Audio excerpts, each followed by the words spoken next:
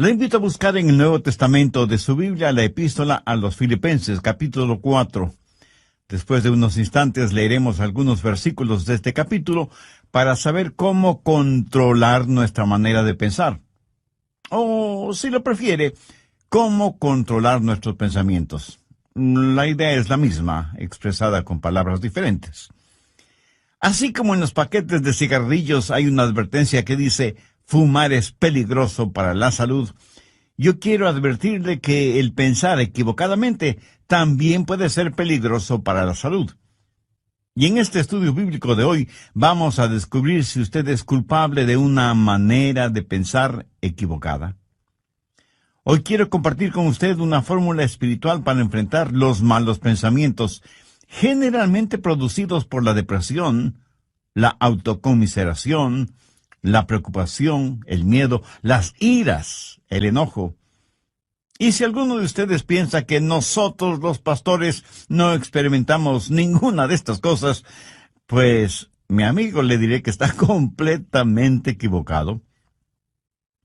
Pero quiero darle a conocer lo que Pablo escribió desde la lóbrega celda de una oscura cárcel, en donde estuvo prisionero por predicar el Evangelio de nuestro Señor Jesucristo. Y quiero que escuche atentamente lo que el apóstol dice en Filipenses 4, comenzando con el verso 4. Regocijaos en el Señor siempre. ¿Quién dijo eso? El apóstol Pablo. ¿Y cuándo lo dijo? Mientras estuvo preso en una cárcel romana. Regocijaos en el Señor siempre. Otra vez os digo, regocijaos. Vuestra gentileza sea conocida por todos los hombres. El Señor está cerca. Por nada estéis afanosos, sino sean conocidas vuestras peticiones delante de Dios en toda oración y ruego, con acción de gracias. Y la paz de Dios, que sobrepasa todo entendimiento, guardará vuestros corazones y vuestros pensamientos en Cristo Jesús. Recuerde que estamos hablando de cómo controlar sus pensamientos, cómo controlar su manera de pensar.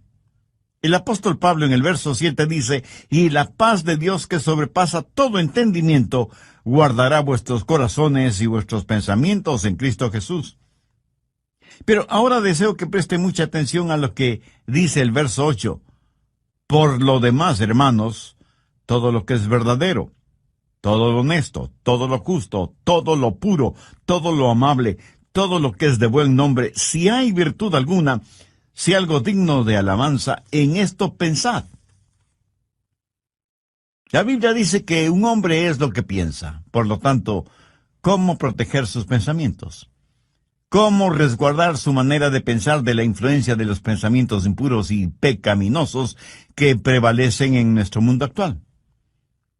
Una persona no salva es una persona que tiene una mente ciega. El Dios de este mundo ha cegado la mente de los incrédulos. Por naturaleza todos tenemos lo que la Biblia llama una mente carnal, y mientras tenemos esa mente carnal, estamos en guerra contra Dios. Así que para controlar nuestros pensamientos y nuestra manera de pensar, ¿qué es lo primero que debe suceder? Pues que nuestra mente carnal sea convertida. Pero escúcheme, aún una mente convertida puede ser corrompida. Pablo les dijo a los filipenses que estaba preocupado porque Satanás podía sutilmente corromper sus mentes de las sencillas enseñanzas del Evangelio del Señor Jesucristo. Y ciertamente Satanás puede venir y seducirnos.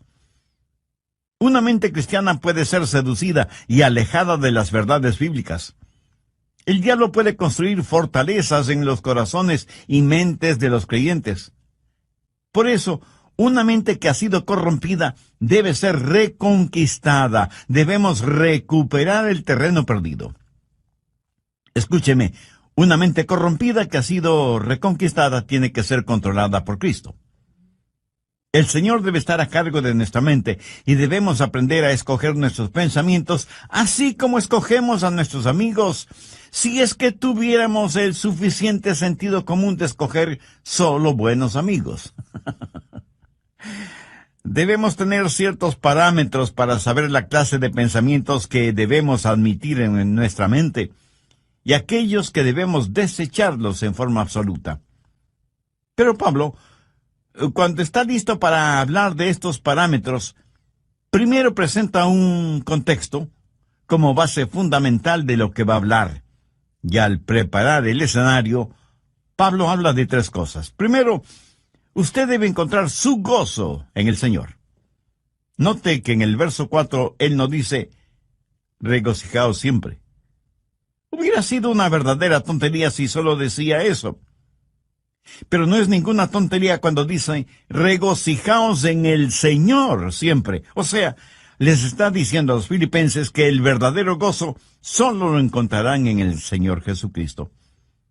Esto pone en evidencia que cada creyente que controla su manera de pensar tendrá un gozo, un regocijo consciente, continuo, conspicuo y contagioso, porque ese gozo está fundamentado, anclado en el Señor Jesucristo.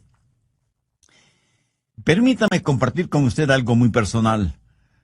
Yo procuro tener siempre mi mente ocupada, aún en tiempo de descanso o de vacación, porque una mente ociosa es el mejor taller del diablo. Y he descubierto el secreto de la fortaleza. Es el gozo del Señor. Él es mi fortaleza. Y eso no es solo una frase bonita, ni parte de alguna canción espiritual preferida.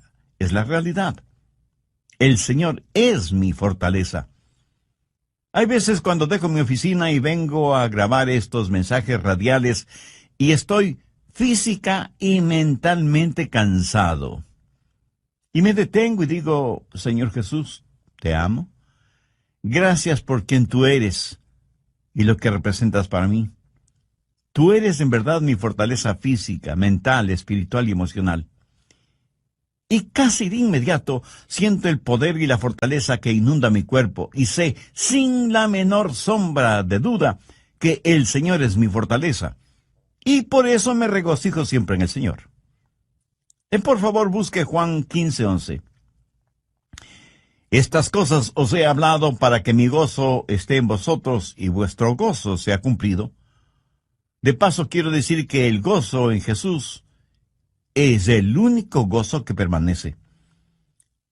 Si su gozo depende de alguna otra persona o de alguna cosa, ese es un gozo pasajero que no permanece. Que alguien o algo puede quitárnoslo.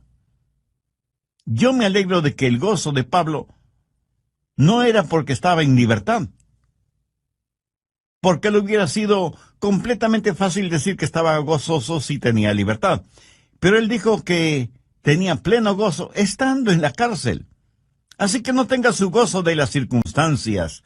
No pretende encontrar su gozo en las diversiones. No espere encontrar gozo genuino en los negocios.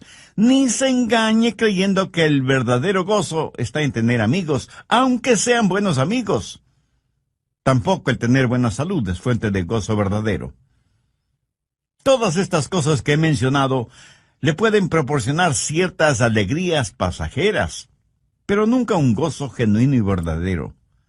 El único manantial de gozo profundo y permanente es el Señor Jesucristo. Regocijaos en el Señor siempre. Otra vez digo, regocijaos. Segundo, recuerde que Dios siempre está cerca. Reconozca la presencia de Dios continuamente. Pablo en el verso 5 de Filipenses 4 dice, vuestra gentileza sea conocida de todos los hombres, el Señor está cerca. Escúcheme, la expresión el Señor está cerca no es en referencia a la segunda venida de Cristo, sino que describe la realidad de lo que Pablo estaba experimentando en esa prisión romana. Y él dice, el Señor está aquí, conmigo, aún en esta celda. En Juan 14:16, el Señor Jesús dijo, y yo rogaré al Padre, y os dará otro consolador, para que esté con vosotros para siempre. La forma de tener una saludable actitud mental es encontrando gozo en el Señor y estar consciente de la constante presencia de Dios. Cuando usted hace esto, lo maravilloso es que Jesús le ayuda a llevar sus problemas. Es como si Pablo estuviera diciendo, aunque estoy aquí en la prisión, el Señor Jesús está conmigo. ¿Sabe? El Señor Jesús no vino para sacarle de los problemas, sino para vivir esos problemas con usted. ¿No es eso maravilloso? El otro día estuve leyendo acerca de unos prisioneros en la época de José Stalin en Rusia, cuando perseguían ferozmente a los cristianos y los mataban. Un grupo de 20 cristianos estaba reunido en un edificio cuando Stalin, al frente de un pelotón de soldados, entró en el recinto y comenzó a hacer una lista de quienes estaban reunidos allí. Un oficial vino y le informó que había 30 personas. Entonces uno de los cristianos dijo: oficial, está equivocado. Estamos aquí 31 personas porque Jesús está aquí con nosotros. Hermoso, ¿no le parece? Tercero, rehúse el preocuparse por todo. Filipenses 4:6. Por nada estéis afanosos, sino sean conocidas vuestras peticiones delante de Dios en toda oración y ruego, con acción de gracias. ¿Lo captó? Por nada estéis afanosos. En el original griego esta frase conlleva la idea de algo que se desgarra. Y eso es exactamente lo que la preocupación hace, nos desgarra interiormente. En un lado está el temor y en el otro lado está la esperanza, y usted se encuentra exactamente en la mitad. ¿Qué es lo que Pablo dice? Por nada estéis afanosos. En varias de sus enseñanzas, el Señor Jesucristo dejó muy claro que no valía la pena el vivir lleno de preocupaciones. Con las preocupaciones, nadie ha podido añadir ni un solo centímetro a su estatura, ni ha podido solucionar algún problema, o disminuir una carga, o secar una lágrima. La preocupación, mi amigo, no tiene ningún valor y además es una gran pérdida de tiempo. Consume nuestras energías. La preocupación no sirve absolutamente para nada. La preocupación no quita la incertidumbre del mañana, pero sí succiona la energía de hoy y cubre con sus oscuras nubes el brillo del sol de hoy. Jesús dijo que son los paganos los que se preocupan desmedidamente por todo, y que nosotros como hijos e hijas de Dios no debemos ser como ellos porque Dios cuida de nosotros. Pablo se prepara para decirnos cómo proteger nuestros pensamientos, y por eso pone como trasfondo el gozo del Señor, para que reconozcamos que Cristo siempre está con nosotros, para que dejemos de preocuparnos desmedidamente por todo. ¿Pero cómo hacerlo? Por nada estéis afanosos, si no sean conocidas vuestras peticiones delante de Dios en toda oración y ruego con acción de gracias. ¿Tiene usted algún problema que lo considera como un gran problema? Deseo que este mismo momento piense en el problema más grande que usted está enfrentando en la actualidad. ¿Ya lo tiene en su mente? Bien. Ahora, duplíquelo en tamaño. Sí que es enorme, ¿verdad? Ahora permítame preguntarle, ¿es ese su problema más grande que Dios?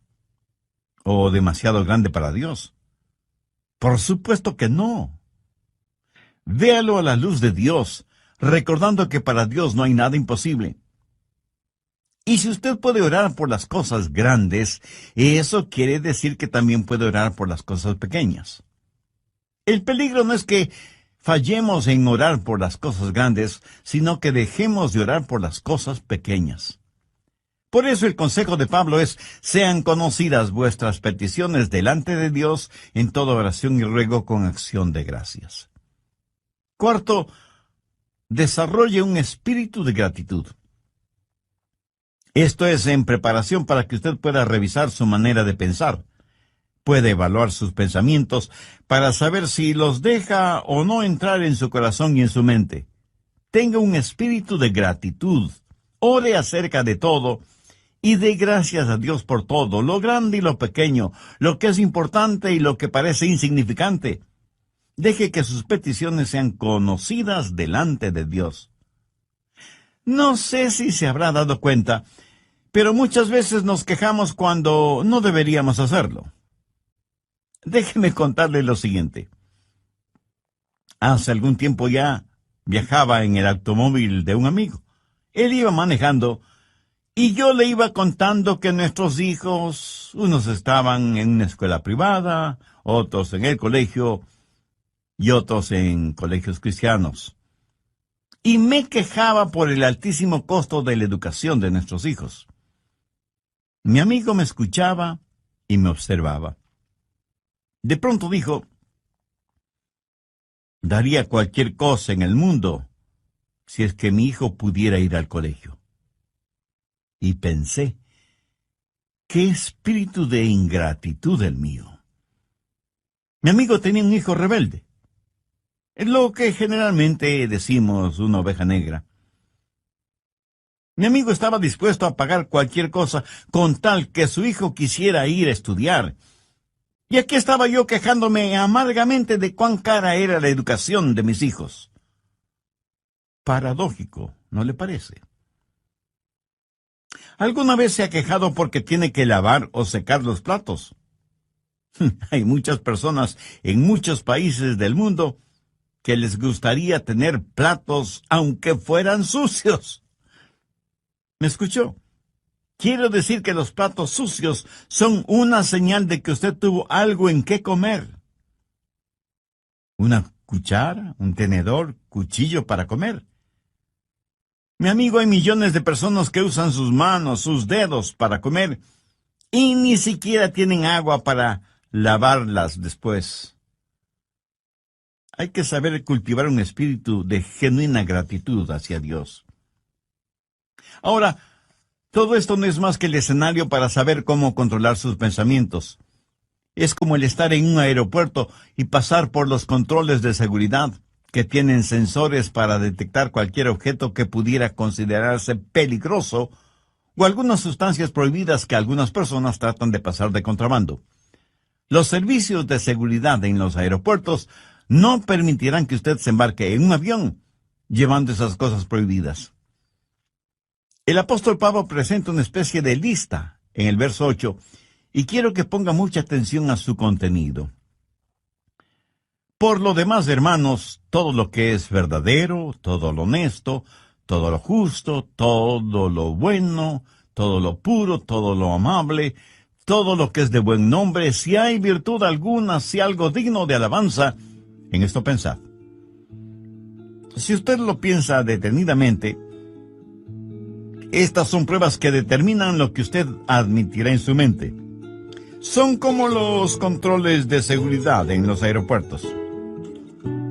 ¿Qué control de seguridad tiene usted para el acceso a su mente, a su corazón? Permite que cualquier pensamiento, por inmundo y malo que sea, deambule con toda libertad por su mente. ¿No le gustaría que Cristo controle su mente? Entonces, debe tener a Cristo en su vida, debe aceptarlo como su Salvador. Y si antes no ha hecho esa decisión, no quisiera hacerla ahora mismo. Si ese es su deseo, le invito a decir conmigo la siguiente oración. Dios Todopoderoso, te doy gracias por haberme dado la oportunidad de escuchar este mensaje. A veces me parece que no tengo ningún control sobre mis propios malos pensamientos y ellos me dominan a mí. Por eso vengo en busca de tu ayuda, sabiendo que tu Hijo, el Señor Jesucristo, pagó con su vida en la cruz del Calvario el precio de la culpa de mis pecados. Señor Jesús, ven a mi corazón como mi Salvador y mi Señor. Realiza en mi vida los propósitos de tu divina voluntad y ayúdame a vivir para la honra y gloria de Dios. Hazme un instrumento útil y de bendición en tus manos. Lo pido en tu santo nombre. Amén.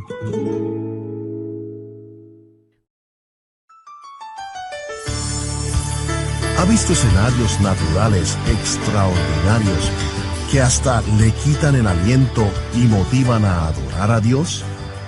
Hace algún tiempo estuve en una conferencia bíblica en la ciudad de Knoxville, en el estado de Tennessee, y tuve la oportunidad de ver la cadena montañosa conocida como Montañas Azules, justo en la estación del año cuando las hojas de los árboles se vuelven amarillas, rojas, azules, doradas y, en fin, tienen todos los colores del arco iris. Mi esposa y yo nos quedamos asombrados y maravillados de ver la creación de Dios en toda su espléndida belleza. Me acuerdo que dije: Señor, esta es una extraordinaria experiencia que me mueve a adorarte más y más. Este buen tiempo que nos permites tener, este regocijo espiritual interno, esta belleza que nos rodea, que proviene de ti, todo te lo dedico a ti, porque no solo está lleno de armonía y de encanto, sino de inmaculada pureza. Señor, tú eres digno de nuestra adoración. Y Él lo es. De hecho, una de esas maravillosas creaciones es nuestra propia mente. Saludos, les habla Andrés García Vigio. Sean bienvenidos a nuestro programa El Amor que Vale. En su mensaje de hoy, el doctor Adrian Rogers, en la voz del pastor Lenín de Llanón, nos entrega la segunda parte de cómo controlar su manera de pensar. Desde el programa anterior estamos estudiando el tema cómo controlar su manera de pensar, basado en la epístola de Pablo a los Filipenses, capítulo 4, y los versos del 4 al 8. De esta porción bíblica hemos visto ya 3 cosas fundamentales. Primero, usted debe encontrar su gozo en el Señor. Note que en el verso 4, Pablo no dice regocijaos siempre. Hubiera sido una verdadera tontería si solo decía eso. Pero no es ninguna tontería cuando dice regocijaos en el Señor siempre. O sea, les está diciendo a los filipenses que el verdadero gozo solo lo encontrarán en el Señor Jesucristo. Esto pone en evidencia que cada creyente que controla su manera de pensar tendrá un gozo, un regocijo consciente, continuo, conspicuo y contagioso, porque ese gozo está fundamentado, anclado en el Señor Jesucristo. Segundo, recuerde que Dios siempre está cerca. Reconozca la presencia de Dios continuamente. Pablo en el verso 5 de Filipenses 4 dice: vuestra gentileza sea conocida de todos los hombres, el Señor está cerca. Y la expresión el Señor está cerca no es en referencia a la segunda venida de Cristo, sino que describe la realidad de lo que Pablo estaba experimentando en esa prisión romana y dice: el Señor está aquí conmigo, aún en esta celda. En Juan 14:16, el Señor Jesús dijo: y yo rogaré al Padre y os dará otro Consolador, para que esté con vosotros para siempre. Tercero, rehúse el preocuparse por todo. Filipenses 4:6. Por nada estéis afanosos, sino sean conocidas vuestras peticiones delante de Dios en toda oración y ruego con acción de gracias. ¿Lo captó? Por nada estéis afanosos. En el original griego esta frase conlleva la idea de algo que se desgarra. Y eso es exactamente lo que la preocupación hace, nos desgarra interiormente. En un lado está el temor y en el otro lado está la esperanza.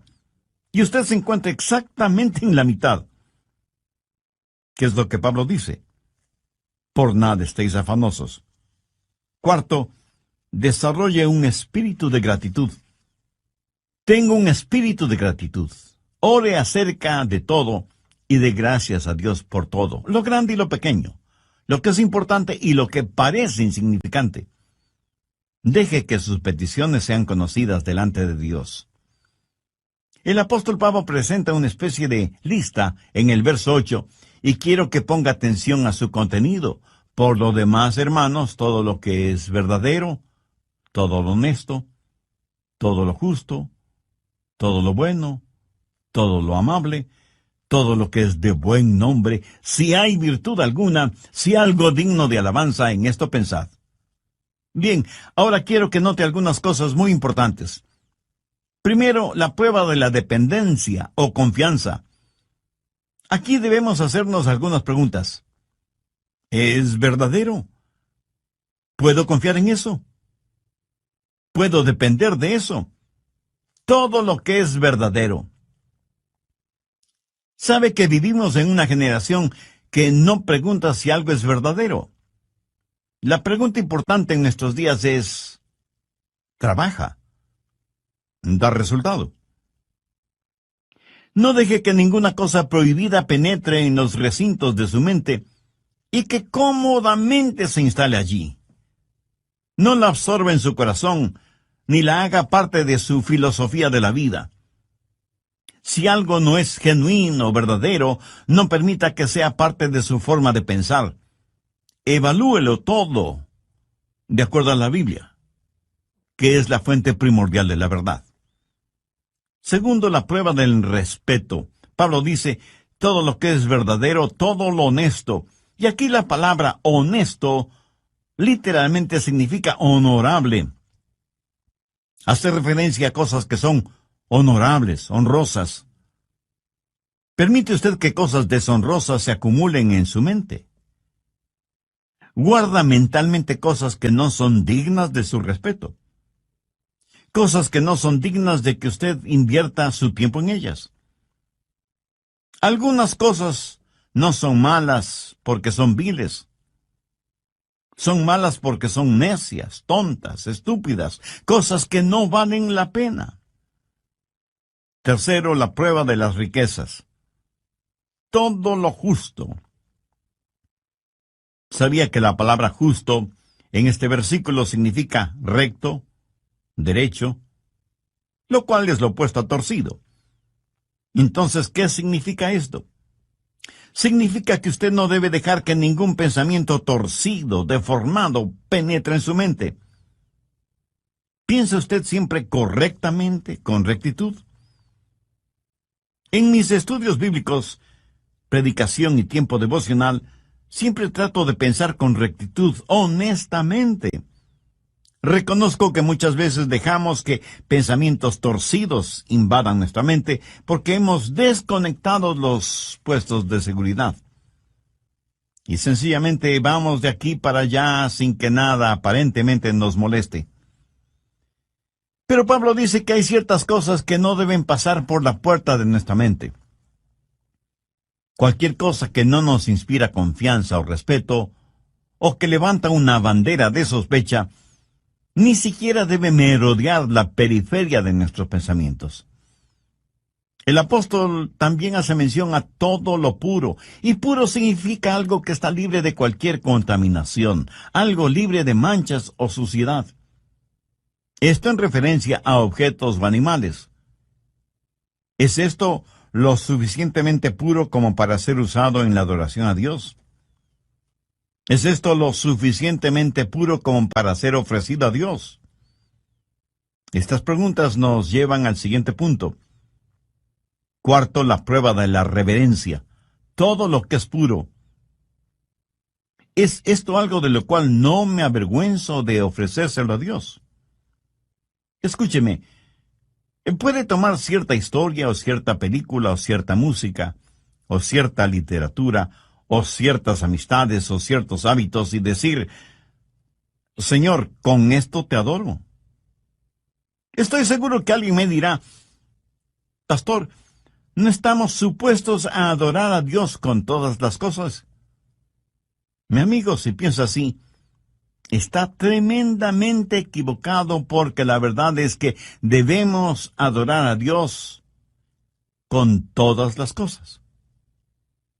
Por favor, busque 1 Corintios 10:31. Si pues coméis o bebéis o hacéis otra cosa, hacedlo todo para la gloria de Dios. Ahora piense por un momento. ¿Son sus amistades, sus pasatiempos, su trabajo y aún su propia familia algo con lo cual usted podría decir, Señor, te lo ofrezco a ti? Hace algún tiempo estuve en una conferencia bíblica en otra ciudad y tuve la oportunidad de ver la cadena de montañas conocida como Montañas Azules. Justo en la estación del año cuando las hojas de los árboles se vuelven amarillas, rojas, azules, doradas y, en fin, tienen todos los colores del arco iris. Mi esposa y yo nos quedamos asombrados y maravillados de ver la creación de Dios en toda su espléndida belleza. Y me acuerdo que dije, Señor, esta es una extraordinaria experiencia que me mueve a adorarte más y más.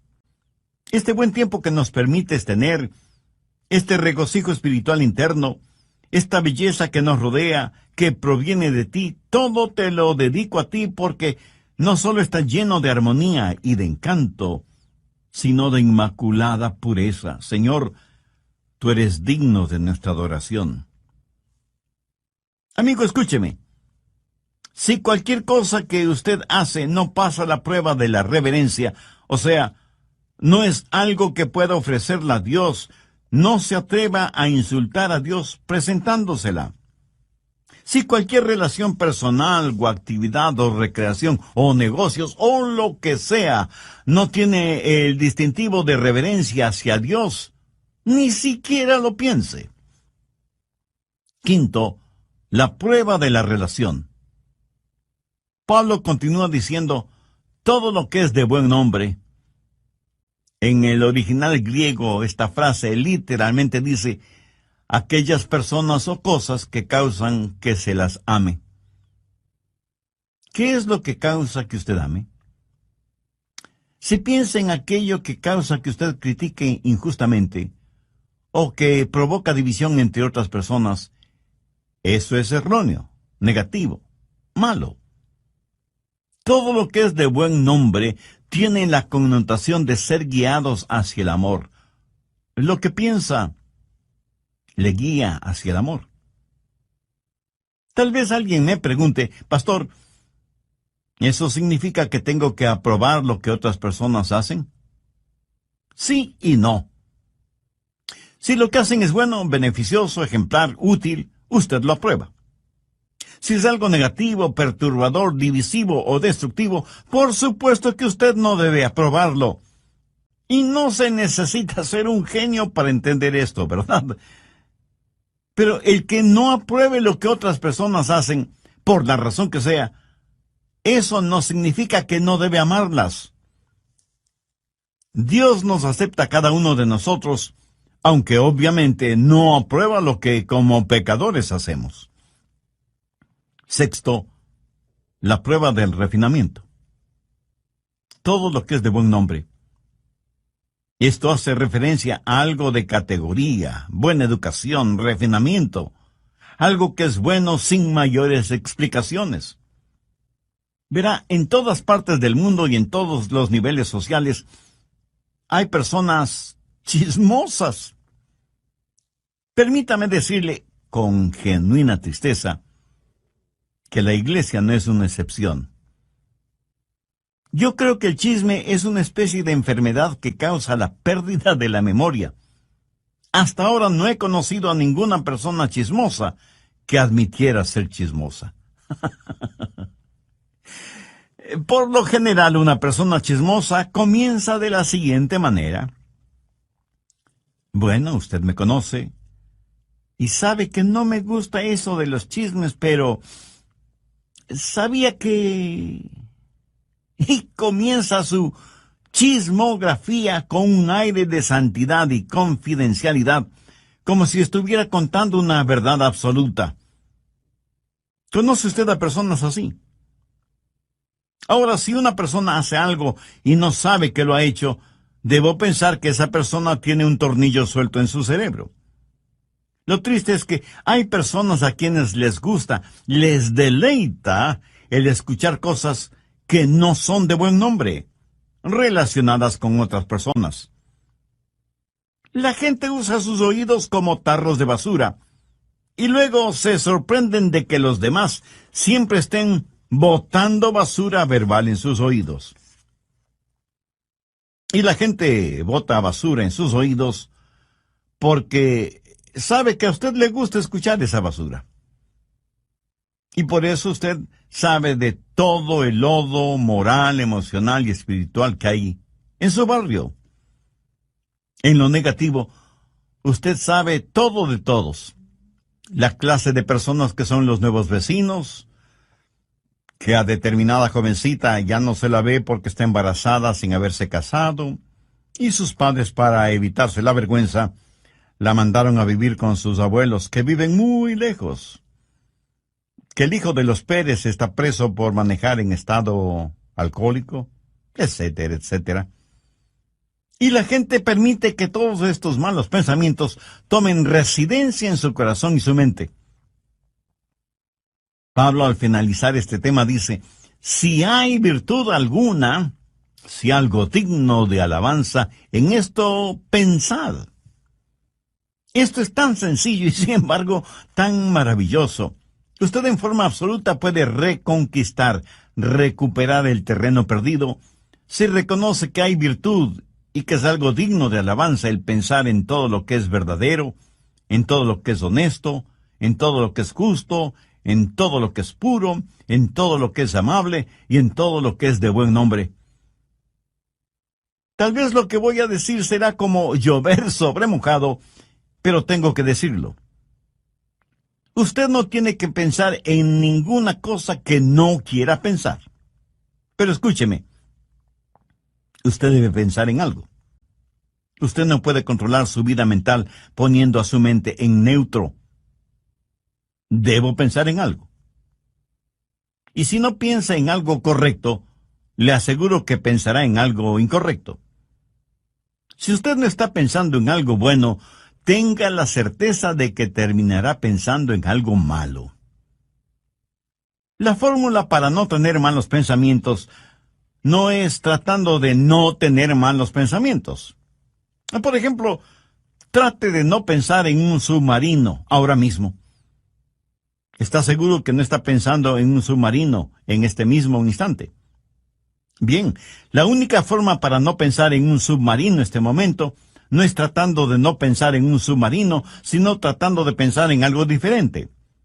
Y las personas que están tratando de no pensar en un submarino están pensando en el submarino acerca del cual tratan de no pensar. Qué interesante, ¿verdad? El apóstol Pablo, escribiendo a los hermanos, a la iglesia en Roma, les dijo: no seáis vencidos de lo malo, sino vence con el bien el mal. Deje que los buenos pensamientos inunden su mente y mantenga su corazón y su mente enfocados en el Señor Jesucristo. En Filipenses 4:7 leemos: y la paz de Dios, que sobrepasa todo entendimiento, guardará vuestros corazones y vuestros pensamientos en Cristo Jesús.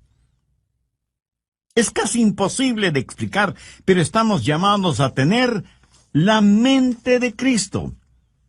Por lo tanto, debemos aprender a tener los pensamientos de Dios en Cristo y utilizar la normativa que Pablo nos da en Filipenses 4 como punto de seguridad por donde deben pasar todos los pensamientos antes de que tomen residencia en nuestros corazones y mentes.